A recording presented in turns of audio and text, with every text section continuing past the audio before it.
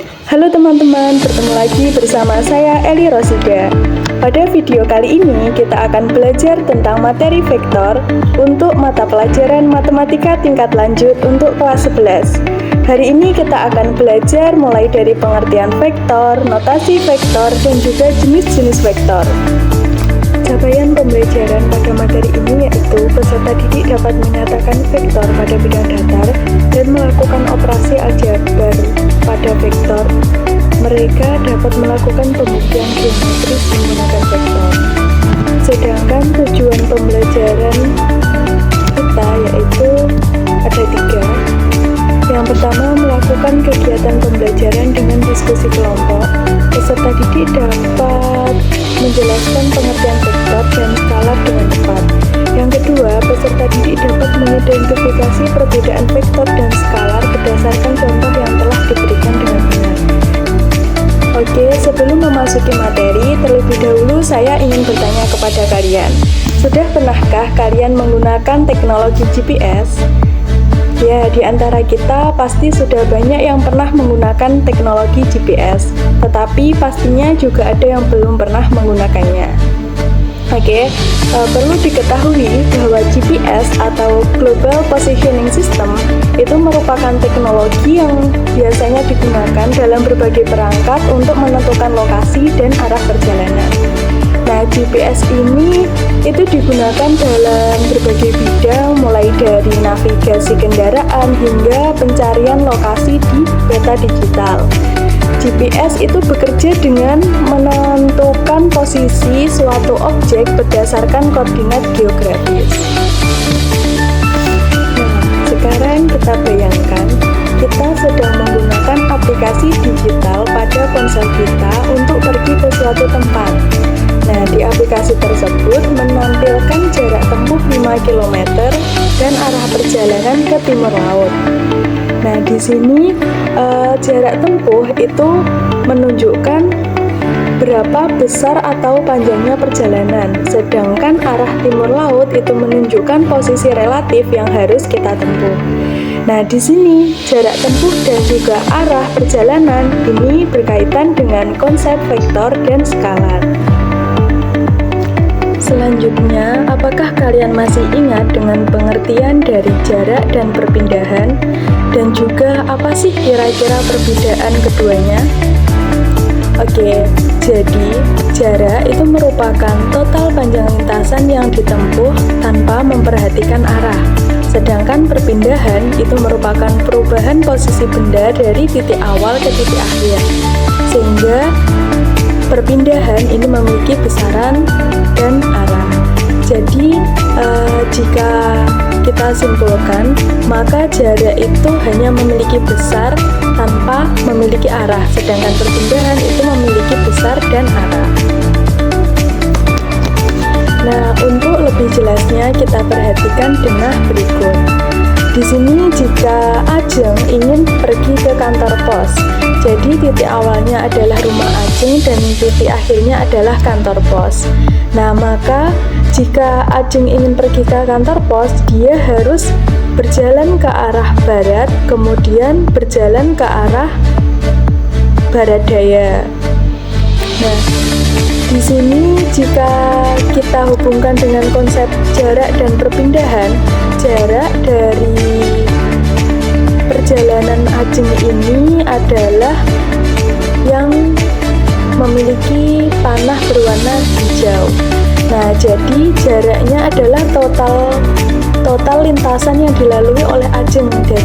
Jadi dari baratnya itu berapa meter, kemudian ditambah dengan ke arah barat daya berapa meter. Itu yang dinamakan dengan jarak.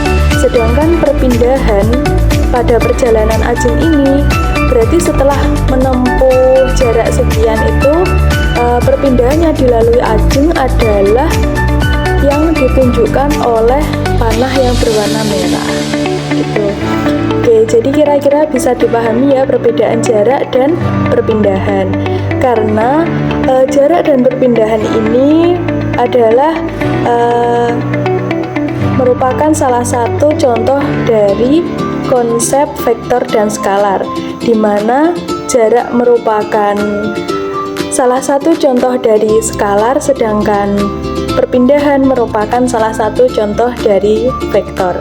Lalu apa sih pengertian vektor dan juga skalar, dan juga apa sih perbedaannya? Oke, untuk lebih jelasnya mari kita masuk ke materi kita selanjutnya. Setelah mengetahui salah satu contoh dari vektor dan skalar, seharusnya kalian sudah dapat menyimpulkan ya apa itu definisi vektor dan juga skalar. Ya, betul sekali. Vektor itu merupakan besaran yang mempunyai arah, sedangkan skalar adalah besaran yang tidak memiliki arah. Contoh dari vektor yaitu yang lainnya adalah kecepatan, momen, dan juga gaya, sedangkan contoh dari skalar adalah tinggi, jarak, suhu, luas, dan juga volume. Nah, selanjutnya penulisan vektor. Perlu diketahui bahwa misalkan jika kita memiliki suatu ruas garis yang menghubungkan titik A dan titik B dari A ke B, nah maka vektor itu dapat ditandai dengan seperti ini. Kita itu dapat menuliskan vektor dengan AB itu menggunakan huruf tebal, atau bisa juga dengan notasi seperti ini. Dengan notasi AB ada notasi panah di atasnya atau di bawahnya, atau bisa juga dengan garis di atasnya atau di bawahnya. Nah, selain itu kita juga bisa menamai vektor itu dengan satu huruf saja, yaitu dengan huruf kecil, misalnya vektor A atau vektor B, vektor U, seperti itu, menggunakan huruf kecil saja. Nah, itu atau bisa juga kita tuliskan dengan huruf kecil dengan garis di atasnya atau di bawahnya.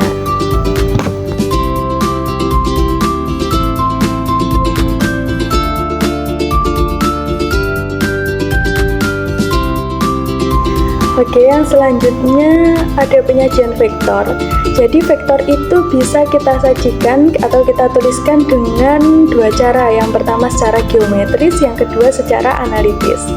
Yang pertama, dengan cara geometris, vektor itu dapat digambarkan sebagai sebuah garis yang berarah pada salah satu ujungnya.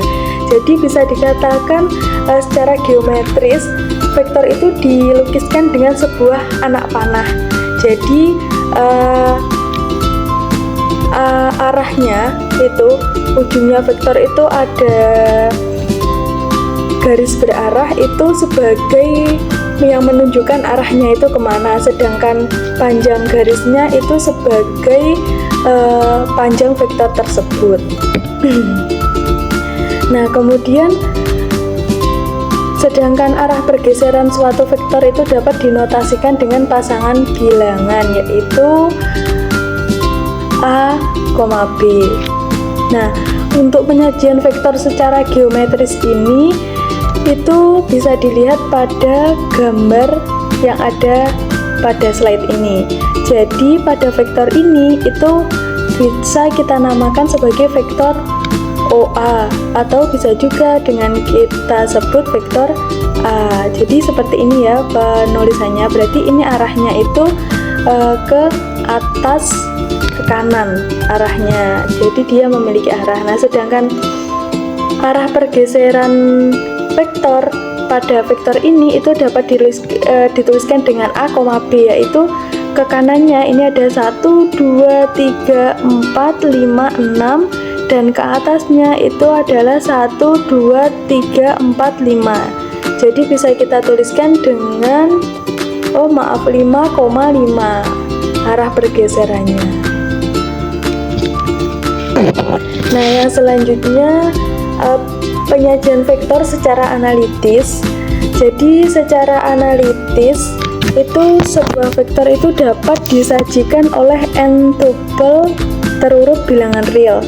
Nah, yakni misalkan kita memiliki vektor U, maka elemen dari vektor U itu bisa bisa terdiri dari A1, A2, A3, dan seterusnya sampai AN. Nah, dengan N ini itu merupakan bilangan asli. Nah, kemudian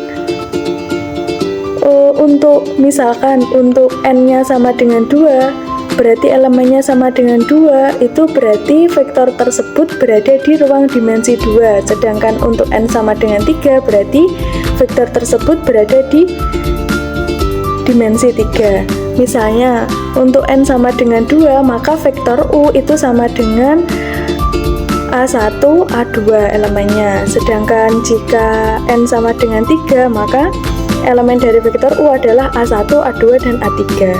Sedangkan vektor 0 itu didefinisikan sebagai 0,0,0.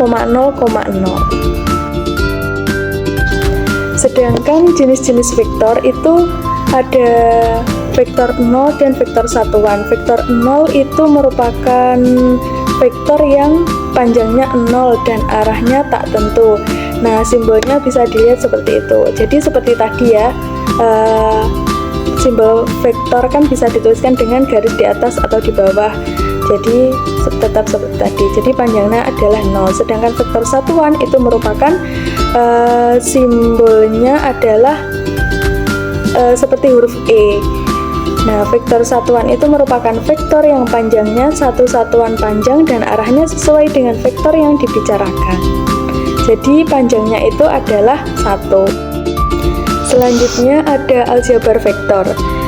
Jadi ada 2 di sini. Yang pertama, jika ada 2 vektor dikatakan sama, itu jika besar dan arah kedua vektor tersebut itu sama. Jadi misalkan kita lihat pada gambar ini terlihat ada vektor A dan juga vektor B. Nah, jadi jika dua vektor ini itu dikatakan sama itu jika besarnya dan juga arahnya sama. Oke, sekarang kita lihat ya, besarnya ini adalah 2,5. Vektor A itu adalah besarnya 2,5, sedangkan vektor B juga 2,5. Sedangkan arahnya itu juga searah. Nah, jadi bisa dikatakan bahwa dua vektor itu dikatakan sama besar dan searah itu adalah vektor yang sejajar. Nah, sedangkan untuk vektor yang besarnya sama tetapi arahnya berlawanan itu dinyatakan sebagai vektor A sama dengan lawan dari vektor B. Nah, misalkan ini ada vektor A dan vektor B. Nah, di sini mereka ini sejajar, tetapi mereka arahnya tidak sama. Jadi vektor A dan vektor B ini disebut sebagai dua vektor yang besarnya sama tapi arahnya berlawanan. Oke teman-teman, perlu diketahui bahwa ternyata selain GPS yang kita bahas pada awal video tadi, ternyata vektor itu penerapan dalam kehidupan sehari-harinya itu juga masih banyak lagi. Nah, diantaranya ini ada fenomena terjun payung. Jadi ketika seseorang penerjun itu yang biasanya menjatuhkan dari helikopter misalnya, nah penerjun tersebut itu akan jatuhnya itu tidak tepat lurus dengan di bawah helikopternya. Ya, jadi mereka nanti jatuhnya itu akan dengan kemiringan tertentu sampai mereka tiba di tanah. Nah, hal ini itu karena dipengaruhi oleh dua vektor gaya, yaitu vektor gaya gravitasi dan juga dorongan angin, gaya dorong angin. Nah, hal ini itu juga hampir mirip dengan pada fenomena ketika kita menerbangkan layang-layang. Nah, jadi ketika kita menerbangkan layang-layang yang kita terbangkan itu tidak akan terbang tepat di atas kita, tetapi layang-layang tersebut akan terbang dengan kemiringan tertentu. Nah, hal ini juga dipengaruhi oleh gaya dorong angin. Nah, yang selanjutnya itu ada pada fenomena penyeberangan perahu.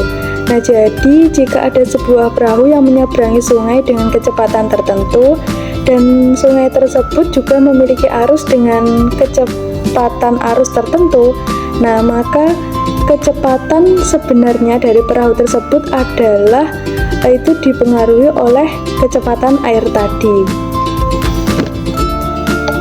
Dan fenomena yang selanjutnya, yaitu pada fenomena panahan atau memanah. Jadi ketika ada seorang pemanah yang menarik anak panah dari busurnya, maka arah gerak anak panah tersebut adalah penjumlahan atau jumlah vektor gaya tarik tali, 2 vektor gaya tarik tali dari ujungnya. Nah, itu tadi adalah beberapa contoh lain dari penerapan vektor pada kehidupan sehari-hari. Nah, ternyata banyak sekali ya teman-teman. Oke, selanjutnya untuk mengetahui pemahaman kalian terkait materi ini, nah silahkan kalian kerjakan latihan soal yang ada di slide berikut. Nah, yang pertama, ayo berpikir kritis. Nah, silahkan kalian identifikasi apakah bentuk-bentuk berikut itu merupakan vektor. Nah, kira-kira mengapa sih alasannya? Silahkan kalian jelaskan. Dan yang kedua, apakah vektor A ini merupakan vektor lawan dari vektor B? Dan latihan soalnya yaitu jika sebuah mobil bergerak sejauh 80 km ke arah timur, kemudian ke arah utara sejauh 100 km, nah, tugas kalian yaitu kalian gunakan skala yang tepat untuk melukis perjalanan mobil tersebut. Bebas kalian menggunakan skala berapa, kalian tentukan masing-masing. Nah, kemudian yang kedua, tentukan panjang dan arah resultan vektor tersebut. Oke, silahkan kalian kerjakan pada buku tugas kalian masing-masing. Oke, sekian video pembelajaran pada hari ini, semoga bermanfaat untuk kita semua. Terima kasih, sampai jumpa di video selanjutnya.